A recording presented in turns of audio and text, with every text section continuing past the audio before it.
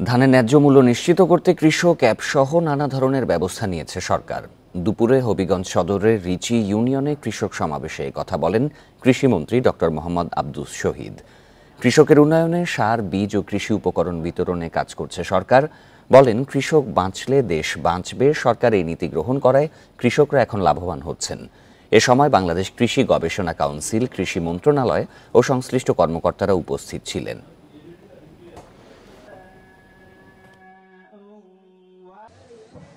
কৃষক বাঁচলে দেশ বাঁচবে, সেই লক্ষ্যেই কৃষকের প্রতি কৃষি মন্ত্রণালয়ের শুধু দায়িত্ব নয়, সরকারের যে দায়িত্ব আছে সেটা পালন করতে আমরা কোনো সময় কার্পণ্য করছি না